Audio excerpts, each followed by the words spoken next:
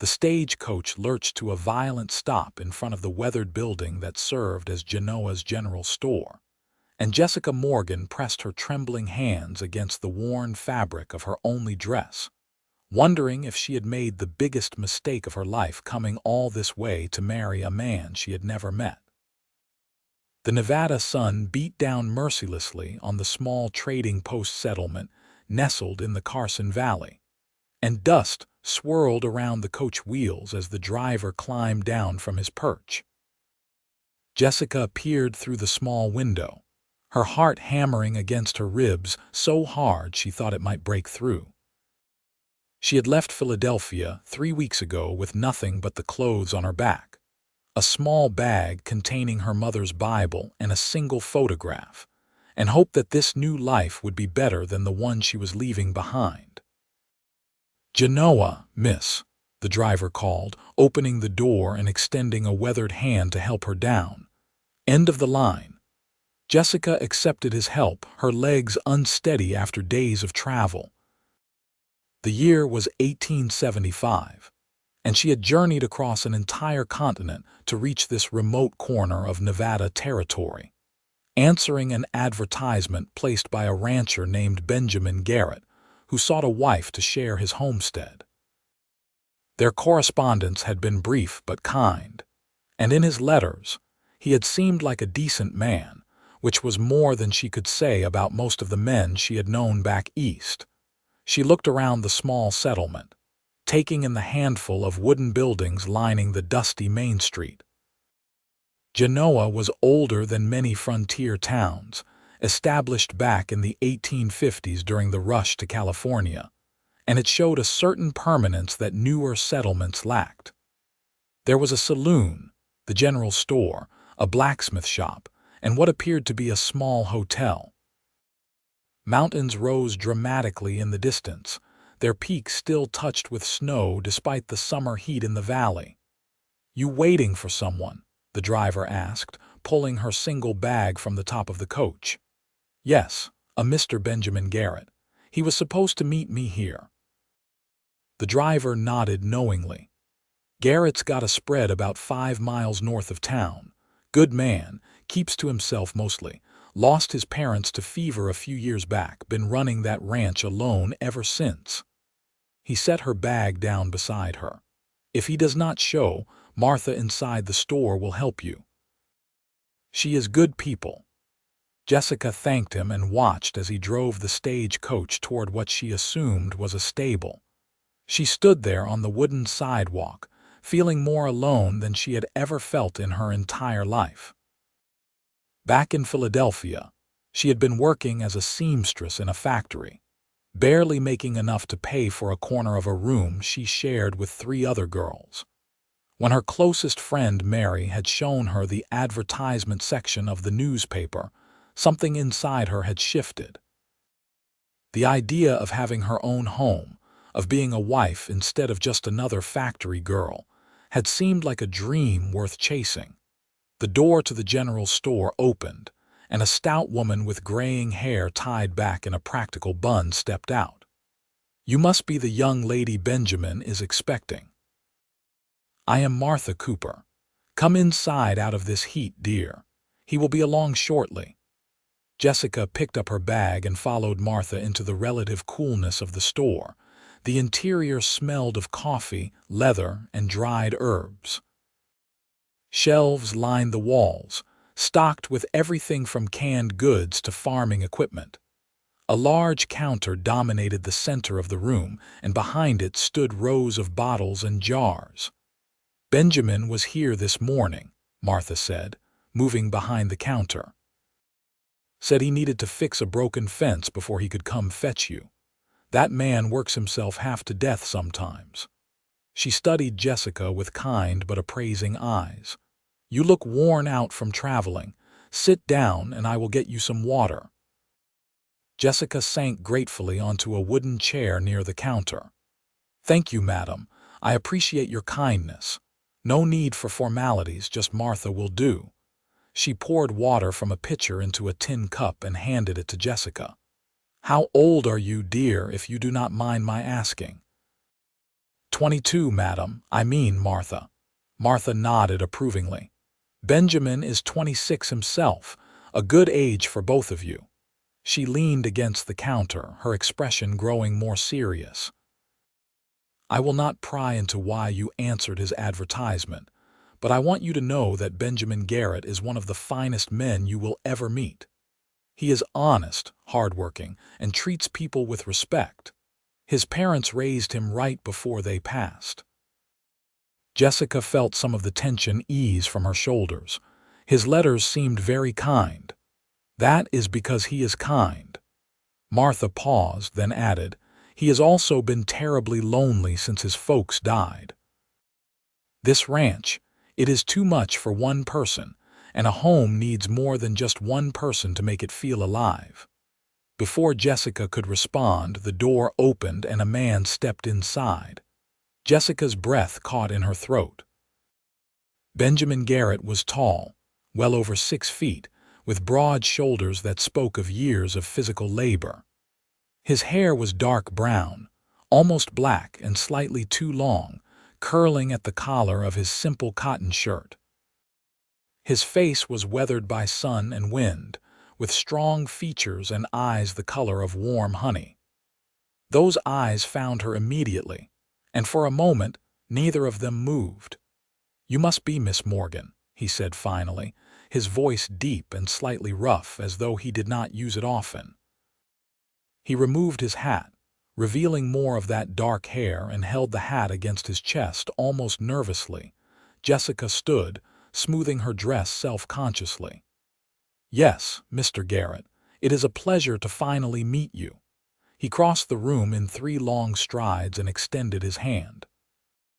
When she placed hers in it, his calloused palm completely engulfed her smaller hand, but his grip was gentle. "Please call me Benjamin, or Ben. Most folks do." He seemed to realize he was still holding her hand and released it quickly, a faint color rising in his tanned cheeks. "I apologize for not being here when you arrived. We had a break in the north fence, and some cattle got through."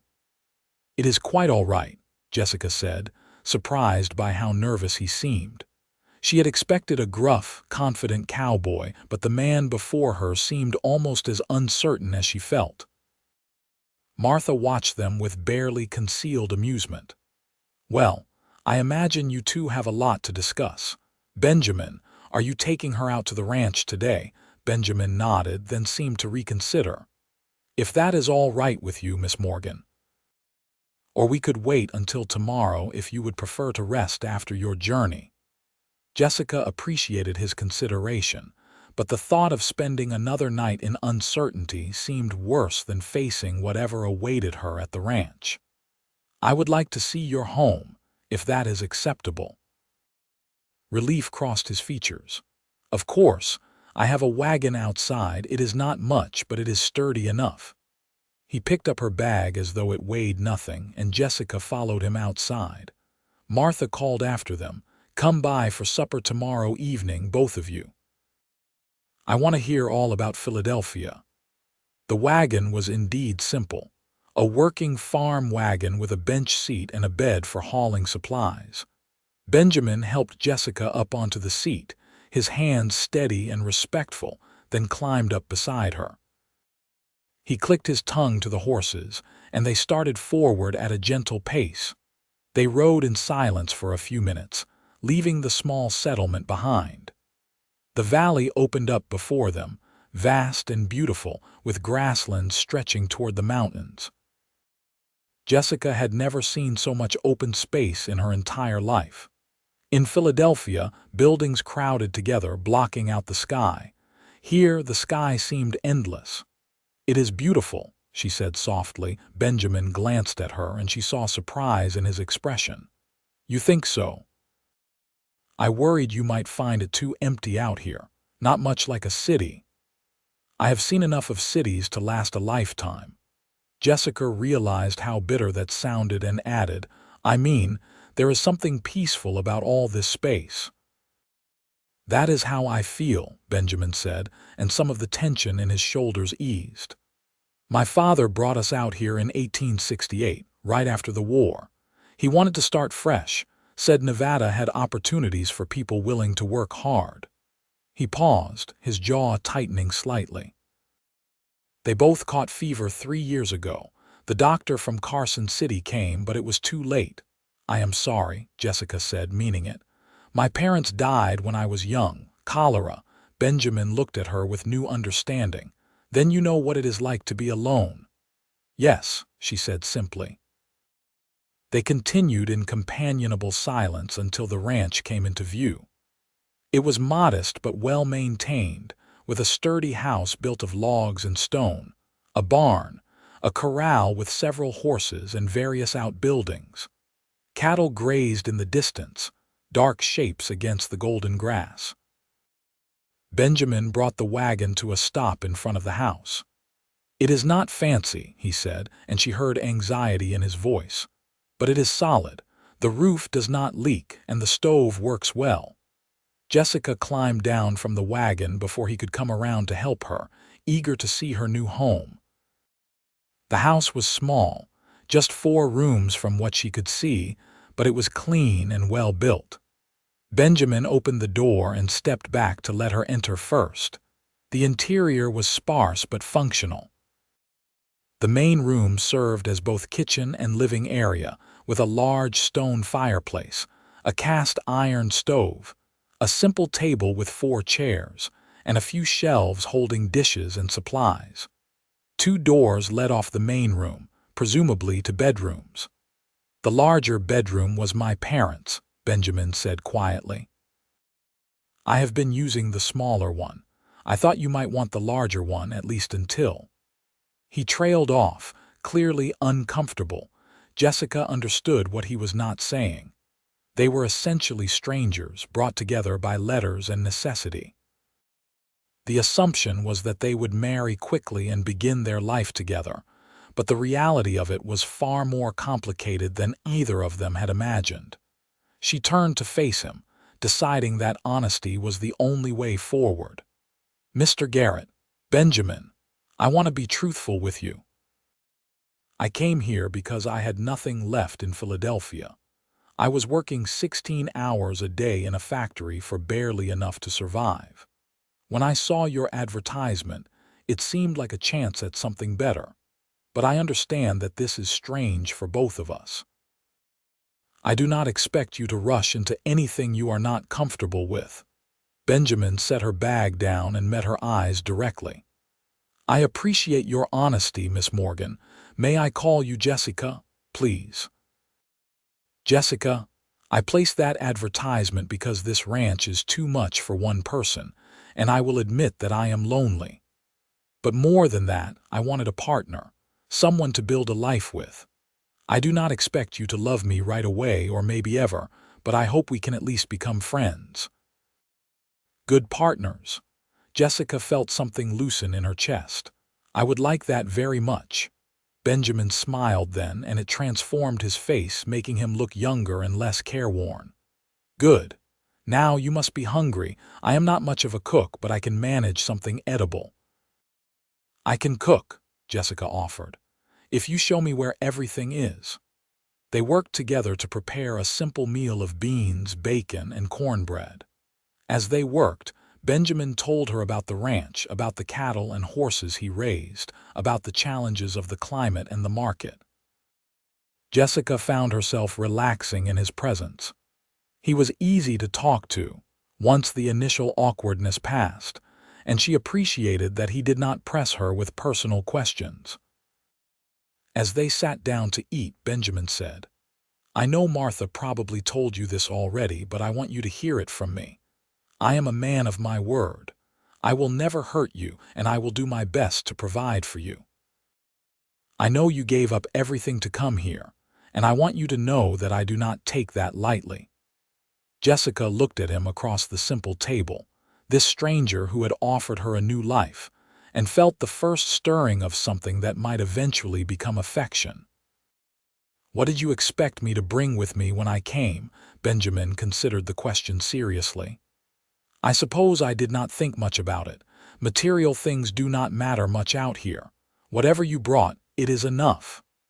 I brought almost nothing, Jessica admitted. Just my mother's Bible, one photograph, and the clothes I was wearing. But I brought hope. Hope that this could work, that I could make a life here. Benjamin's honey-colored eyes softened, and he reached across the table, stopping just short of taking her hand as though asking permission. Jessica placed her hand in his. "Hope is the best thing you could bring," he said quietly. "Everything else we can build together." Those words settled into Jessica's heart like a promise, and for the first time since leaving Philadelphia, she felt like she might actually have a future worth living.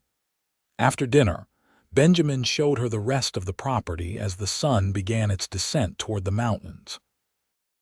He introduced her to the horses, each one with its own personality and history. There was Thunder, his own riding horse, a sturdy bay gelding; Snowflake, a gentle mare his mother had loved; Red, a temperamental chestnut who only Benjamin could handle; and Daisy, a sweet-natured pinto. "Daisy would be good for you," Benjamin said, stroking the pinto's nose. "She is patient with inexperienced riders." "I have never ridden a horse," Jessica admitted. "In the city, we walked or took streetcars." "I will teach you," Benjamin said, and there was no judgment in his voice, only an offer of help. As they walked back toward the house in the gathering dusk, Jessica felt the weight of exhaustion finally catching up with her. The journey had been long, and the emotional strain of meeting Benjamin and seeing her new home had taken its toll. Benjamin seemed to notice. "You should rest. I will sleep in the barn tonight." "The barn? But why? You should have the house.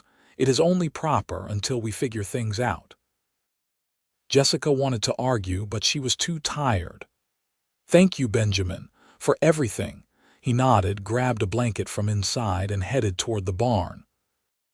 Jessica watched him go, this kind stranger who was supposed to become her husband, and wondered how long it would take before this all felt real. That night, lying in the larger bedroom that had belonged to Benjamin's parents, Jessica stared at the ceiling and listened to the unfamiliar sounds of the ranch. Crickets chirped outside, and somewhere in the distance, a coyote howled. The silence between sounds was profound in a way that city silence never was. In Philadelphia, there were always noises, people and carriages, and the constant hum of activity. Here, the silence felt alive, as though the land itself was breathing. She thought about Benjamin sleeping in the barn, about his kindness and his obvious discomfort with the situation. She thought about his words, "Hope is the best thing you could bring." It was such a simple statement, but it carried weight. He had not wanted a servant or someone to simply warm his bed. He wanted a partner, someone to share his life with. That realization made her feel less like a commodity and more like a person making a choice. Sleep came slowly, but when it finally arrived, Jessica dreamed of wide open spaces and honey-colored eyes. She woke to the smell of coffee and the sound of someone moving around in the kitchen.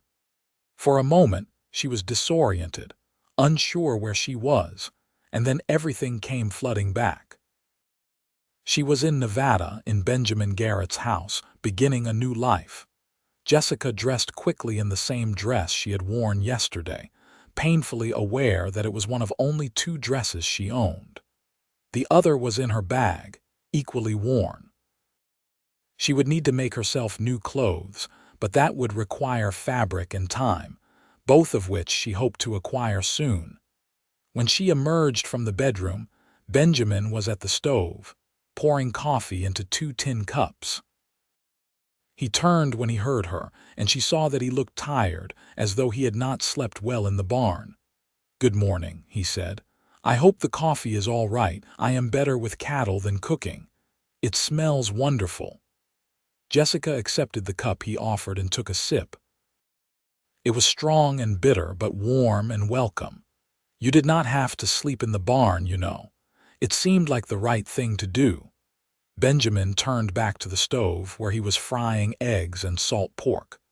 I was thinking, if you are agreeable, we could go into town today. There is a preacher who comes through Genoa once a month, and it happens he is there today.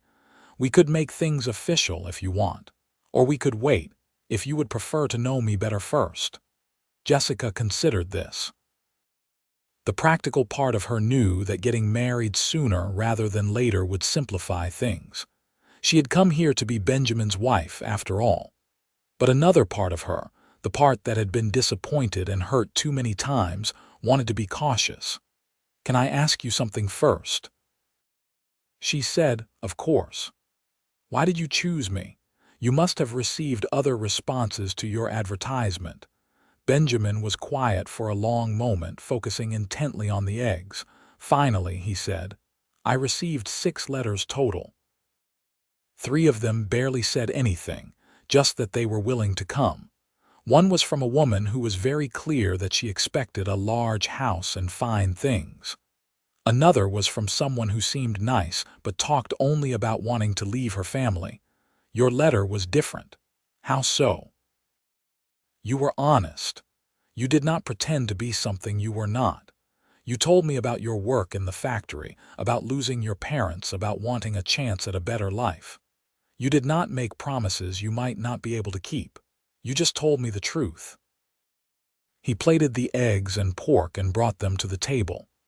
"I figured if we were going to build a life together, we should start with honesty." Jessica felt tears prick her eyes, though she could not have explained exactly why. "I would like to marry you today if the offer is genuine." Benjamin met her gaze steadily. "It is genuine. I will do my best to be a good husband to you, Jessica. That is my promise." "Then yes, let us make it official." They ate breakfast together, and Jessica felt a strange mixture of nervousness and calm. This was happening fast, but in some ways it felt right. She had come here for this purpose, and Benjamin seemed like a good man. They could grow into love, perhaps, with time and patience. After breakfast, Jessica changed into her other dress, which was slightly nicer though still simple, and Benjamin hitched up the wagon again. As they rode back toward Genoa, Jessica studied the landscape with new eyes. This would be her home now, these mountains and grasslands, this wide open sky. It was so different from everything she had known, but different did not necessarily mean bad. "Tell me about Genoa," she said as they traveled. "What are the people like?" "It is a small community," Benjamin said. "Maybe 200 people in the immediate area. Most folks are ranchers or work in town supporting the ranchers. There is Martha and her husband Frank, who run the general store. The blacksmith is a man named Tom Wilson, good at his trade but drinks too much. The saloon keeper is Pete Morris, keeps things relatively peaceful. There is a doctor who rides a circuit between here and Carson City, and various other families scattered around the valley." "What about church?" "We have a preacher, Reverend Samuel Thompson, who comes through once a month. Other Sundays, folks who want to worship just gather in someone's home. My mother used to host gatherings here at the ranch, but after she died, I sort of stopped doing that." Jessica heard the sadness in his voice. "Maybe we could start again once we are settled." Benjamin glanced at her with surprise and something that might have been gratitude. "I would like that." They arrived in Genoa to find the small settlement more active than it had been the previous day. It was Sunday, and people were gathering near the general store where the preacher apparently held services. Martha spotted them immediately and hurried over. "Benjamin, Jessica, good morning." Her eyes took in their slightly formal attire, and her face lit up with understanding. "Oh, you are not planning to marry today, are you? If Reverend Thompson is willing," Benjamin confirmed. Martha clasped her hands together. "Oh, this is wonderful." "Frank, come here," she called to her husband, a lean man with a salt and pepper beard. "Benjamin and Jessica are getting married." Word spread quickly through the small gathering, and soon they were surrounded by curious but friendly faces. Jessica felt overwhelmed by all the attention, but Benjamin stayed close beside her, his presence steady and reassuring. Reverend Thompson was a middle-aged man with kind eyes and a gentle manner. He agreed immediately to perform the ceremony after the regular service. "It would be my pleasure," he said, shaking both their hands. "A wedding is always a blessing to a community." The regular service was simple but moving. The congregation, about 40 people in total, sang hymns and listened to Reverend Thompson's sermon about faith and community. Jessica found herself relaxing into the familiar rhythms of worship. This might be a frontier settlement, but some things were universal. After the service, people rearranged the chairs and created a small aisle. Martha produced wildflowers from somewhere and handed them to Jessica. "Every bride should have flowers," she said warmly. Jessica stood at the back of the makeshift aisle, clutching the wildflowers and watching as Benjamin took his place at the front beside Reverend Thompson. He looked nervous but determined, his eyes finding hers across the space between them. Frank Cooper offered his arm. "May I have the honor of walking you up?" Jessica accepted gratefully, and together they walked the short aisle. The gathered community watched with smiles and murmurs of approval. When she reached Benjamin's side, he extended his hand and she took it, feeling the strength and warmth of his grip. Reverend Thompson began the ceremony with a prayer, then addressed the congregation. "We are gathered here in the sight of God and this community to join Benjamin Garrett and Jessica Morgan in holy matrimony. Marriage is a sacred bond, a partnership built on trust, respect, and love. It is not always easy, but it is always worth the effort." He turned to Benjamin. "Do you, Benjamin Garrett, take this woman to be your lawfully wedded wife, to have and to hold from this day forward for better or for worse, for richer or for poorer, in sickness and in health, until death do you part?" Benjamin's voice was steady and clear. "I do." "And do you, Jessica Morgan, take this man to be your lawfully wedded husband, to have and to hold from this day forward for better or for worse, for richer or for poorer, in sickness and in health, until death do you part?" Jessica looked into Benjamin's honey-colored eyes and saw her future there. "I do." "Then, by the power vested in me, I now pronounce you husband and wife. Benjamin, you may kiss your bride." Benjamin leaned down slowly, giving her time to pull away if she wanted to. Jessica met him halfway, and their lips touched in a gentle, chaste kiss that nevertheless sent warmth spreading through her chest. When they pulled apart, the small congregation erupted in applause and cheers. Martha organized an impromptu celebration in the general store, pulling out refreshments and creating a festive atmosphere. People came up to congratulate them, welcoming Jessica to the community and teasing Benjamin good-naturedly about finally finding a wife. Jessica found herself laughing more than she had in months, caught up in the genuine warmth of these frontier people. One woman, younger than the others and heavily pregnant, approached Jessica with a shy smile. "Hello, I am Caroline Miller. My husband John and I have a homestead about 3 miles from your ranch. I am so glad there will be another woman nearby. It can get lonely out here."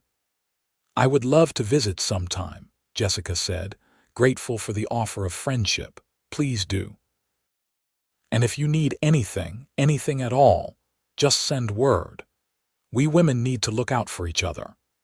As the afternoon wore on, Benjamin and Jessica finally managed to take their leave, accepting packages of food and small gifts from the community members.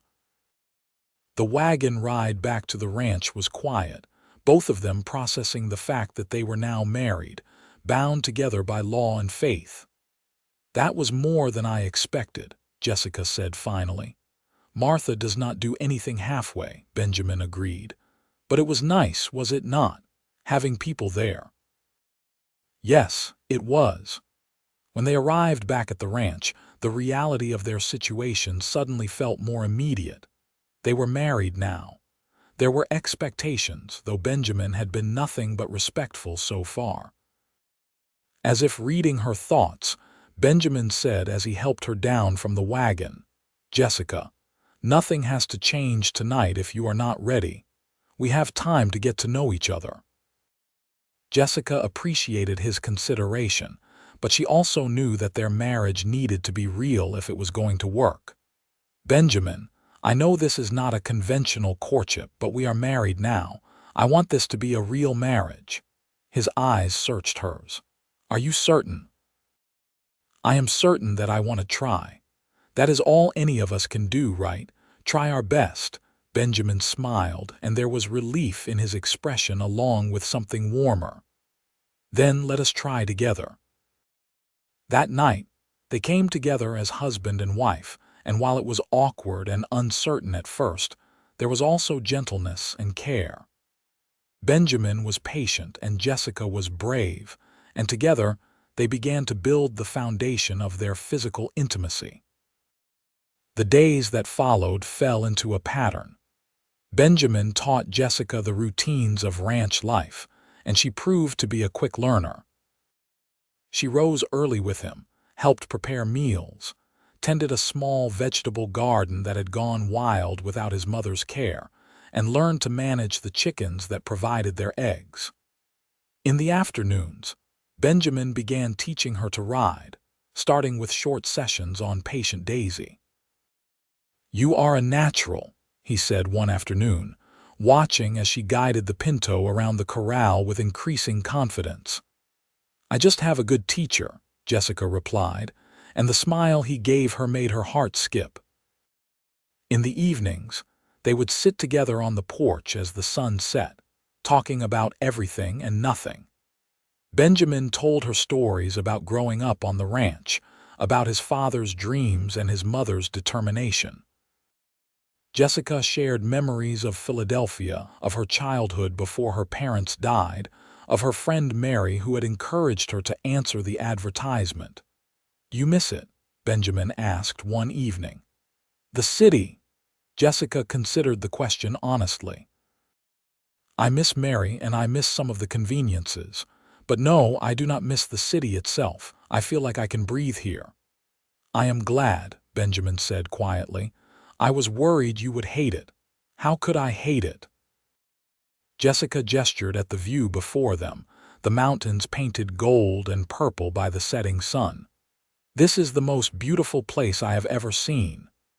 As weeks passed, Jessica began to feel more at home on the ranch. She made new dresses from fabric Benjamin bought for her in town, and she began to put her own touches on the house. She hung curtains in the windows, arranged wildflowers in jars, and organized the kitchen to be more efficient. Benjamin seemed to appreciate these changes, often commenting on how much more like a home the house felt. Their physical relationship deepened as well, becoming less awkward and more natural as they learned each other's bodies and preferences.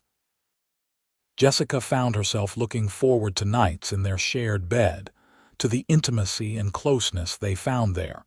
One morning, about 6 weeks after their wedding, Jessica woke feeling nauseated.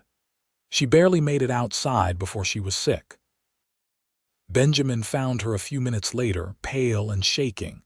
"What is wrong? Should I ride for the doctor?" "No, I do not think that is necessary."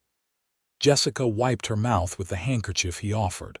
"I think I might be pregnant." Benjamin's eyes went wide. "Pregnant already?" "It is possible. I have missed my monthly courses, and this sickness, I have heard other women talk about it." A slow smile spread across Benjamin's face. "A baby. We are going to have a baby." Seeing his joy made Jessica's own happiness bloom. "If I am right, yes." Benjamin pulled her into his arms, holding her carefully as though she might break. "This is wonderful news. We should tell Martha. She will know what to do. And we need to make sure you rest more. You should not be working so hard in your condition." Jessica laughed, pushing gently against his chest. "Women have babies all the time, Benjamin. I am not made of glass." But she appreciated his concern, and over the following days he was even more attentive than usual. He insisted she rest in the afternoons, took over the heavier chores, and constantly asked if she needed anything. Martha confirmed the pregnancy when they visited town the following week.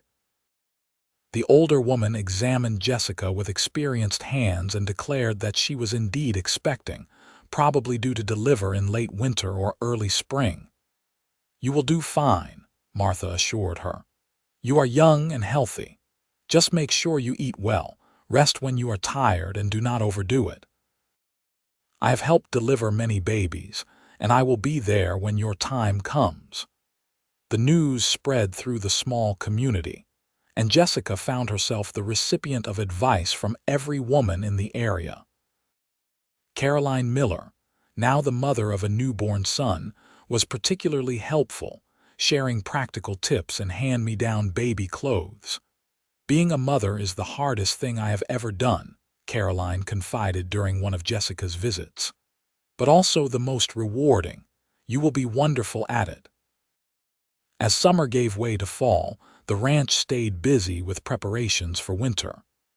Benjamin worked long hours cutting hay, repairing buildings, and making sure everything was ready for the harsh Nevada winter.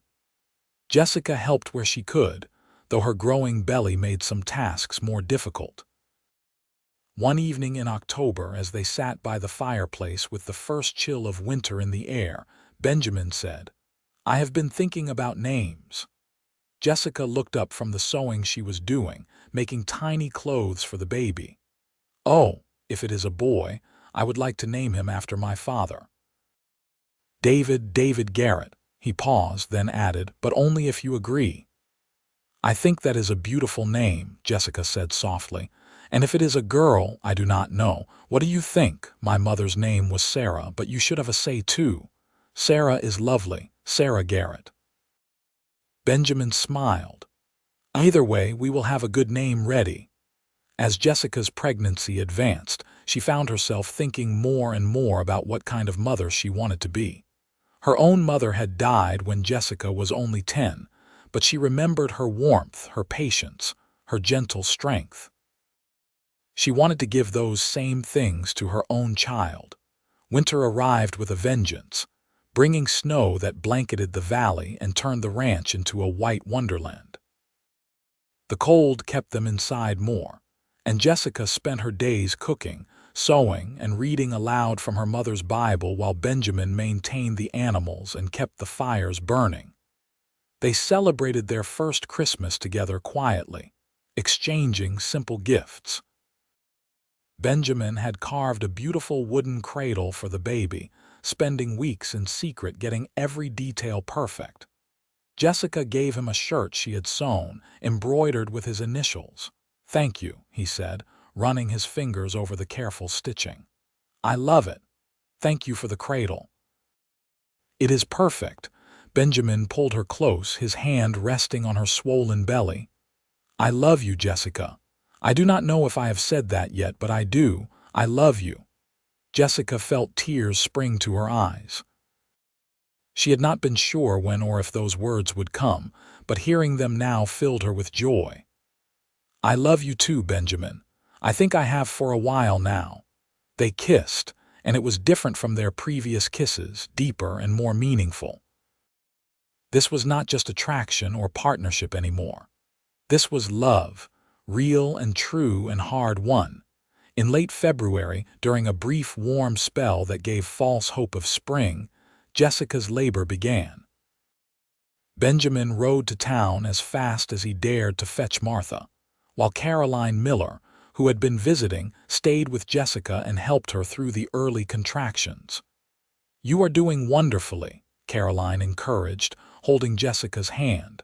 "Just breathe through them." Martha arrived with Benjamin in less than 2 hours, which felt like an eternity to Jessica. The older woman took charge immediately, sending Benjamin to boil water and gather clean towels while she examined Jessica. "You are progressing well," Martha said calmly. "First babies often take their time, but everything looks good."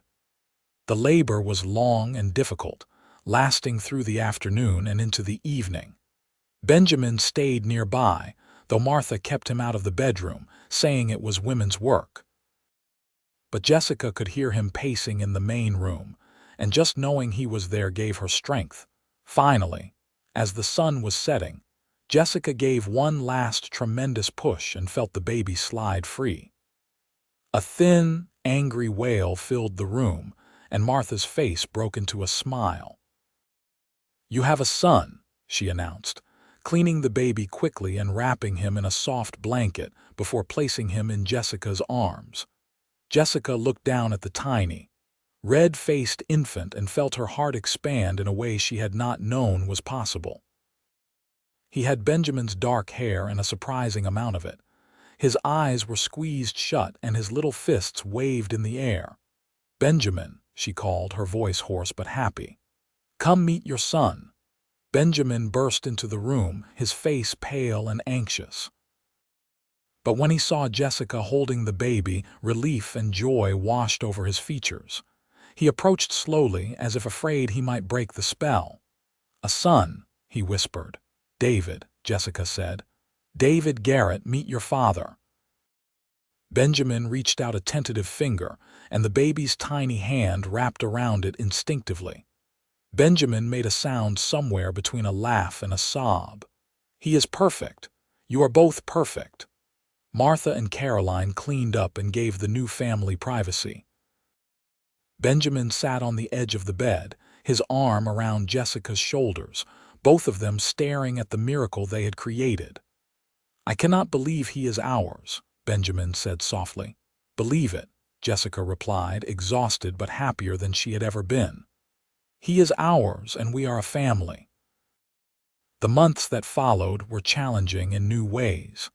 David was a good baby overall, but he still needed constant care. Jessica was exhausted, running on little sleep and always covered in spit-up. Benjamin helped as much as he could, walking the floor with David at night when he was fussy, changing diapers without complaint, and taking over more of the household chores so Jessica could rest. "You are a good father," Jessica told him one night, watching as he rocked their son with practiced ease. "I am just trying my best," Benjamin replied. "Same as you." Spring arrived, bringing new life to the ranch. Jessica took David outside in the warm sunshine, letting him feel the breeze on his face and hear the sounds of the animals. Benjamin built a pen where David could play safely while they worked, and life settled into a new rhythm. When David was 6 months old, Jessica realized she was pregnant again. The news surprised them both, but they were also pleased. "Irish twins," Martha said with a laugh when she confirmed the pregnancy. "Your hands are going to be full." This second pregnancy was easier than the first in some ways, harder in others. Jessica knew what to expect, but she was also chasing after a mobile infant while dealing with morning sickness and exhaustion. Benjamin worried constantly that she was doing too much. "I am fine," she insisted when he tried to take over tasks she was perfectly capable of doing. "Women have been doing this since the beginning of time." "That does not mean I cannot worry about you," he replied, kissing her forehead. Their second child, another boy they named Thomas, arrived in early January, just 10 months after David's birth. The labor was shorter but more intense, and when it was over, Jessica held her second son and marveled at how quickly their family was growing. Benjamin seemed overwhelmed when he came in to meet Thomas. "2 boys," he said, shaking his head in wonder. "We have 2 sons." "We certainly do," Jessica agreed, laughing as David, in Caroline's arms, tried to reach for his new brother with curious hands. Life with 2 babies was chaotic but filled with joy. Jessica and Benjamin worked as a team, supporting each other through the exhausting days and sleepless nights. They were both tired all the time, but they were also happy. David grew into a curious, active toddler who was into everything. Thomas was a quieter baby, more content to watch the world around him with solemn eyes. Jessica loved them both fiercely, and she loved watching Benjamin with them, seeing the gentle patience he showed as he taught David new words and sang softly to Thomas. One evening, when David was 2 and Thomas was 14 months old, Jessica and Benjamin finally had a moment alone on the porch after both boys had been put to bed. It was summer again, warm and peaceful. "Remember when you first arrived?" Benjamin said, holding her hand. "I was so nervous. I thought for sure you would take one look at this place and run back to Philadelphia." Jessica laughed. "I was nervous too. I thought you would take one look at me and be disappointed." "Never," Benjamin said firmly. "From the moment I saw you, I thought you were the bravest person I had ever met. Traveling all that way on nothing but hope." "You said hope was the best thing I could bring," Jessica reminded him. "I think about that sometimes. All those things I worried about not having, but the one thing that really mattered was being willing to try. We have built a good life, have we not?" Benjamin asked, and there was wonder in his voice. Jessica looked out at the ranch, at the home they had created together, and thought about their sons sleeping inside. "We have built a beautiful life." As the years passed, David and Thomas grew into fine boys. David was bold and adventurous, always wanting to help his father with ranch work. Thomas was thoughtful and careful, preferring to help his mother in the garden or with the animals that needed gentler handling. When David was 5 and Thomas was 4, Jessica gave birth to a daughter they named Sarah after Jessica's mother. Benjamin cried when he held her for the first time, overwhelmed with love for this tiny girl. "She looks just like you," he told Jessica, and it was true. Sarah had Jessica's light brown hair and delicate features. Martha, who had helped deliver all 3 children, shook her head with a smile. "3 healthy children in 6 years. You two do not waste any time." Sarah was adored by her older brothers, who took their roles as protectors seriously. David would bring her wildflowers, and Thomas would sit and read to her from picture books before she could even understand the words. The ranch prospered as the years went by. Benjamin expanded their cattle operation and gained a reputation for raising quality stock. Jessica turned her garden into a productive enterprise, selling vegetables and preserves in town and to other ranchers. Together, they built something substantial. They also became pillars of the small Genoa community. They hosted the monthly Sunday gatherings again, opening their home to neighbors who came for worship and fellowship. Jessica found deep friendships with other women in the area, particularly Caroline Miller, and Benjamin earned respect from the other ranchers for his hard work and integrity.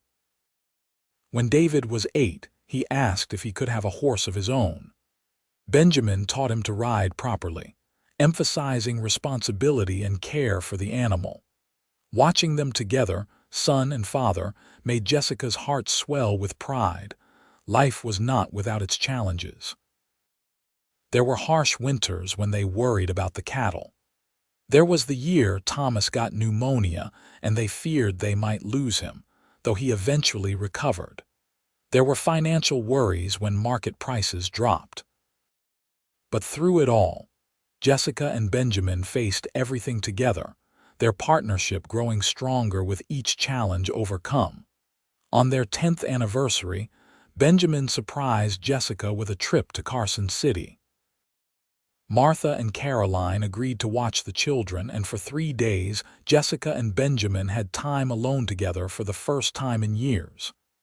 "This is wonderful," Jessica said as they sat in a restaurant, a luxury they rarely experienced.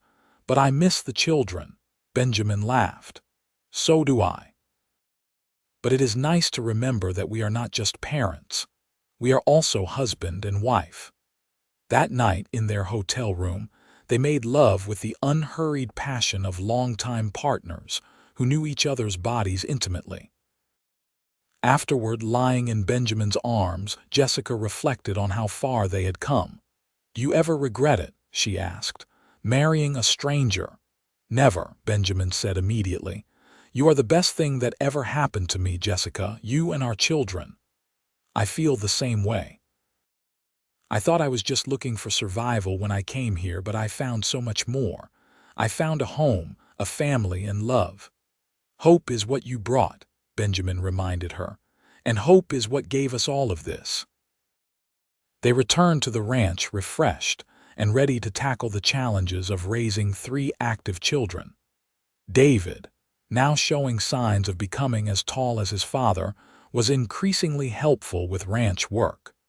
Thomas excelled at school, showing a love of learning that pleased them both.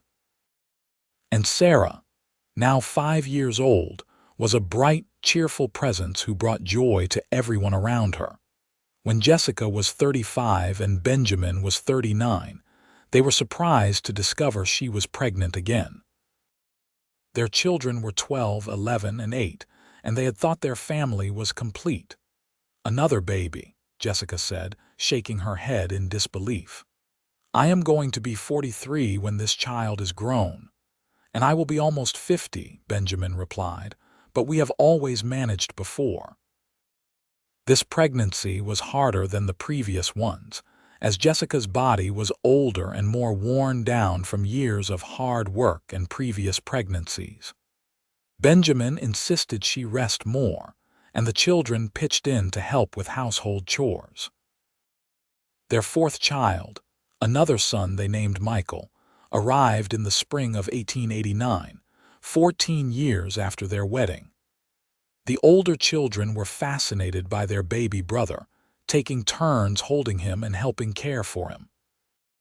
"He is so small," Sarah whispered in wonder, touching Michael's tiny hand. "You were that small once," Jessica told her daughter. "All of you were." Michael's arrival seemed to complete their family in a way they had not expected. He was a happy, easy baby, and his older siblings doted on him. David, now nearly a man at 13, was protective and responsible. Thomas, 12, loved teaching Michael new things. And Sarah, 9, was like a little mother, always wanting to help. The years continued to pass, marked by seasons and milestones. David turned 18 and announced he wanted to expand the ranch's operations, showing business acumen that impressed his father. Thomas, at 17, announced he wanted to be a teacher, surprising them but also making them proud. Sarah, at 14, was growing into a beautiful and capable young woman, showing her mother's strength and grace. And little Michael, growing up surrounded by love and attention, was a bright spot in all their lives, full of mischief and laughter. When Jessica and Benjamin celebrated their 25th anniversary in 1900, the whole community gathered at the ranch for a party. The house had been expanded over the years to accommodate their growing family, and the ranch was now one of the most successful in the area. 25 years, Martha said, embracing Jessica warmly. The older woman was in her 70s now, slowing down but still sharp and engaged. "I remember when you stepped off that stagecoach, looking so scared and hopeful." "I was terrified," Jessica admitted. "But it was the best decision I ever made." That evening, as the party wound down and the guests began to leave, Benjamin stood and called for everyone's attention. "I want to say something," he announced, his arm around Jessica's waist. 25 years ago, I placed an advertisement looking for a wife. I was lonely and needed help on the ranch, but I did not really understand what I was looking for. Then Jessica arrived, carrying nothing but hope, and she changed my entire life. She gave me a home, not just a house. She gave me a family, not just children. She gave me love, real and true love that has sustained me through everything. Jessica, you are the best thing that ever happened to me, and I thank God every day that you answered that advertisement." Jessica felt tears streaming down her face as the gathered friends and family applauded. She turned to Benjamin, this man she had married as a stranger and grown to love more deeply than she had thought possible. "I love you," she said simply. "I love you too," he replied, kissing her gently. As the last guests departed and their children cleaned up from the party, Jessica and Benjamin stood on their porch, looking out at the ranch they had built together. The mountains were silhouetted against the darkening sky, and stars were beginning to appear. "We have had a good life," Benjamin said quietly. "We have," Jessica agreed, "and it is not over yet." The following years brought more changes. David married a woman from Carson City named Elizabeth, and they built a house on the northern section of the ranch property. Thomas became a teacher at the school in Genoa, beloved by his students. Sarah caught the eye of a young rancher named William Foster, and after a proper courtship, they married when she was 19. Michael, the surprise baby, grew into a thoughtful young man who loved the ranch as much as his father did. At 15, he was already talking about new innovations and improvements, always thinking about the future. Jessica and Benjamin, now in their 50s, began to slow down slightly, letting their children take on more responsibilities. But they were still active and engaged, still partners in every sense of the word. One spring morning, when Jessica was 54 and Benjamin was 58, they took a rare moment to ride out to the north pasture together, something they used to do when they were first married. The grass was green with spring growth, and wildflowers dotted the hillsides. "Do you remember the first time we rode out here together?" Benjamin asked, helping Jessica down from her horse. "I barely knew how to ride," Jessica recalled with a laugh. "I was so nervous I would fall off. You were determined, though. You attacked learning to ride the same way you attacked everything else, with courage and persistence." They sat together on a large flat rock, looking out over the ranch. From here, they could see the main house, the expanded barns, the corrals full of horses and cattle, and David's house in the distance. "We built all this," Jessica said wonderingly. "From nothing, we built all this. You gave me hope," Benjamin said, taking her hand. "That first day when you said all you brought was hope, I knew everything was going to be all right. Hope was exactly what this place needed, what I needed." "And love," Jessica added. "We built this on hope and love." "Yes," Benjamin agreed, "hope and love." As they sat there together, hands clasped and hearts full, Jessica thought about that scared young woman who had stepped off the stagecoach in Genoa 28 years ago. She had been so uncertain, so worried about what the future held. But she had also been brave enough to take a chance, to travel across the country on nothing but hope and the promise of a better life. And she had found so much more than she ever could have imagined. She had found a home, a family, a community, and a love that sustained her through everything. The ranch was successful, her children were grown and happy, and she had spent nearly 3 decades with a man who loved her and respected her as an equal partner. "Thank you," she said softly to Benjamin. "For what?" "For taking a chance on me. For being patient while we learned to love each other. For being a wonderful husband and father. For building this life with me." Benjamin turned to her, his honey-colored eyes still as warm and kind as they had been the first day she met him. "Thank you for answering my advertisement. Thank you for being brave enough to come all this way. Thank you for bringing hope when that was exactly what I needed most."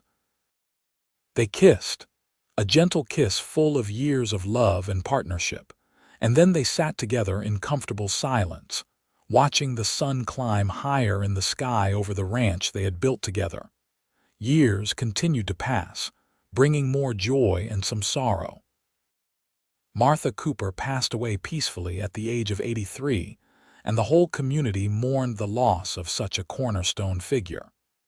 Frank followed her just 6 months later, and Jessica wept at both funerals, remembering how kind they had been to her when she was a scared stranger in a new place. But there were happy moments too.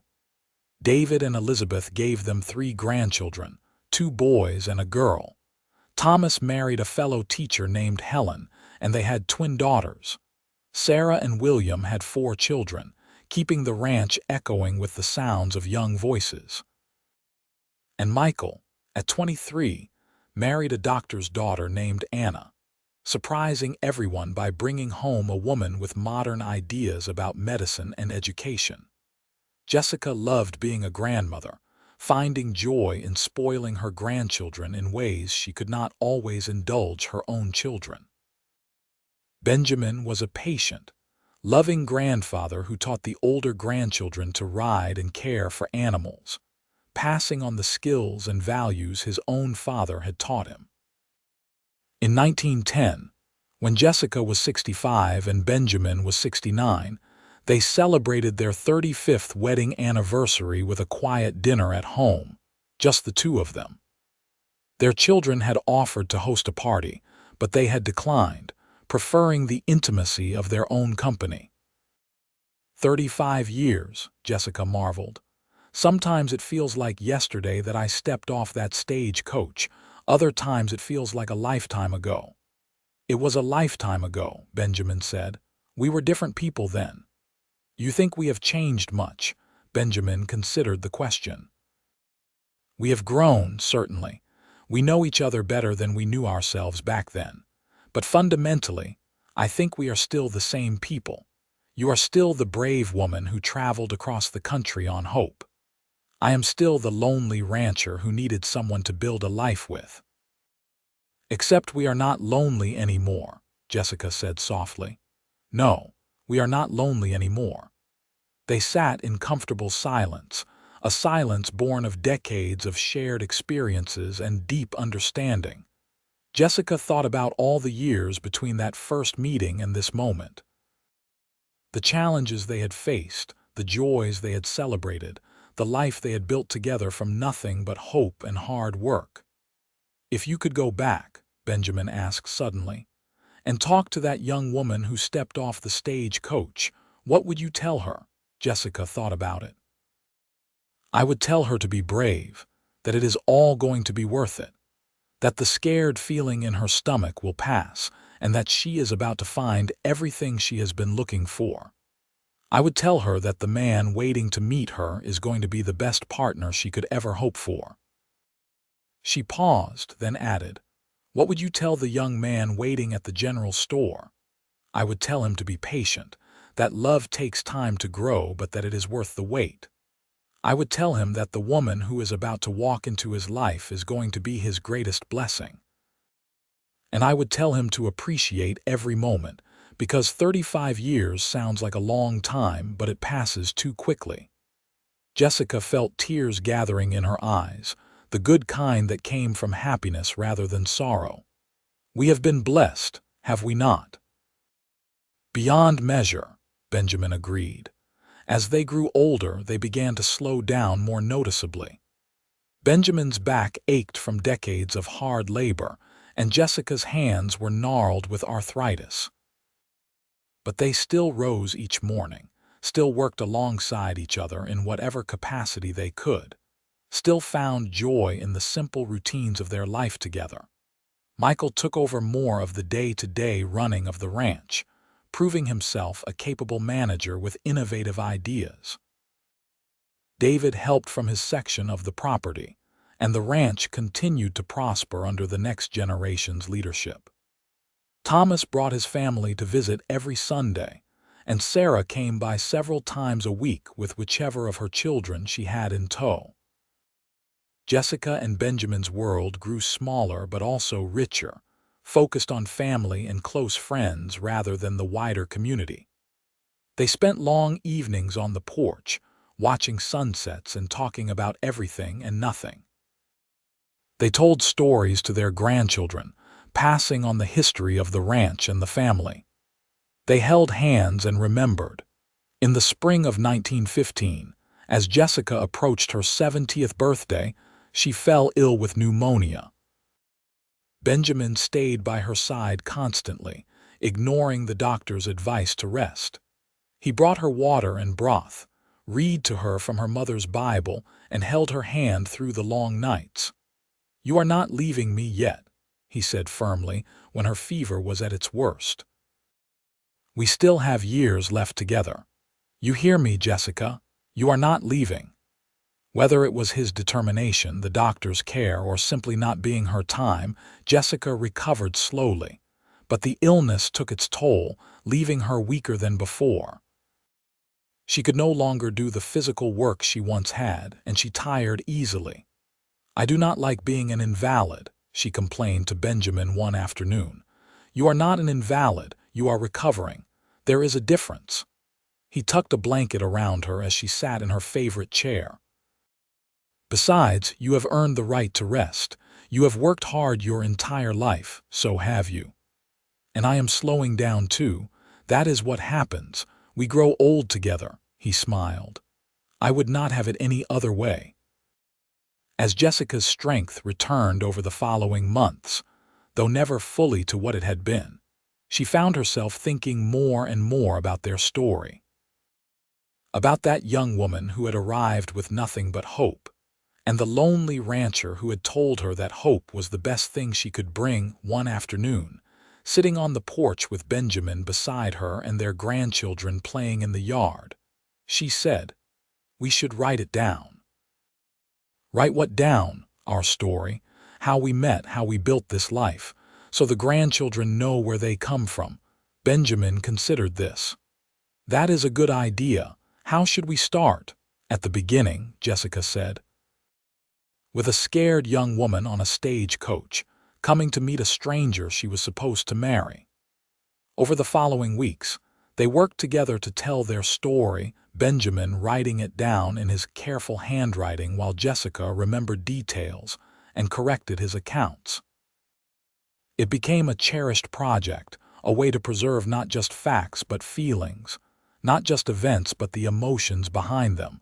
When they finished, they had filled an entire journal with their story. They gave it to Michael, their youngest son, to keep safe for future generations. "This is our legacy," Jessica told him. "Not just the ranch or the land, but this. The story of how hope and love built something lasting." The years continued to pass, slower now but still full of meaning. Jessica and Benjamin celebrated their 40th anniversary surrounded by children, grandchildren, and even a few great-grandchildren. The celebration was large and joyous, with the entire community turning out to honor the couple who had become such an integral part of Genoa's history. Benjamin's speech at the party was short but heartfelt. 40 years ago, I placed an advertisement for a mail-order bride. I thought I needed help running a ranch. What I got was a partner, a best friend, a lover, and the mother of my children." Jessica Morgan arrived with nothing but hope, and that hope transformed everything. "I have loved her every day since then, and I will love her for whatever days we have left." There was not a dry eye in the room, including Jessica's. She stood with Benjamin's help and addressed the crowd. "I came to Nevada as a scared young woman with no prospects and no future. Benjamin gave me both. He gave me a home, a family, a purpose, and love. Real, lasting love. I could not have imagined a better life than the one we have built together. Thank you, Benjamin, for everything. And thank you to all of you for being part of our community, our extended family." As they cut the anniversary cake together, their hands shaking slightly with age, Jessica caught Benjamin's eye and smiled. His answering smile held decades of love and understanding, and she knew that whatever time they had left, they would face it together, just as they had faced everything else. In the quiet years that followed, as they moved into their 70s, Jessica and Benjamin found peace in the simple rhythms of life. They rose with the sun, shared breakfast, spent time with family, and watched the sunsets together. The ranch ran smoothly under Michael's management, and their other children visited regularly, bringing joy and laughter. One evening, as they sat on their porch watching the sun set behind the mountains, Jessica said, "I have been happy, Benjamin. I wanted you to know that. Whatever happens, I have been truly happy." Benjamin squeezed her hand gently. "So have I, my love, so have I." As stars began to appear in the darkening sky, they sat in comfortable silence. Two people who had started as strangers and become one, bound together by hope, love, and 43 years of shared life. The ranch spread out before them, a testament to what could be built when two people chose to face life together. Grandchildren and great-grandchildren carried their legacy forward, and the story of the mail-order bride who came with nothing but hope would be told and retold for generations. Jessica leaned her head against Benjamin's shoulder, content in the knowledge that answering that advertisement so many years ago had been the best decision of her life. She had come to Nevada seeking survival and found so much more: a home, a family, a community, and a love that had sustained them through everything life threw their way. "Hope was the best thing I could bring," she murmured. "Yes," Benjamin agreed softly, kissing the top of her head. "Hope was exactly what we both needed." And as the last light faded from the sky and the first coyotes began their evening songs, they sat together on the porch of the house they had built, the ranch they had created, surrounded by the legacy of their love, grateful for every moment they had been given together. Their story, which had begun with a simple advertisement and a leap of faith, had become something beautiful and lasting, proof that sometimes the best things in life begin with nothing more than hope and the courage to take a chance on love.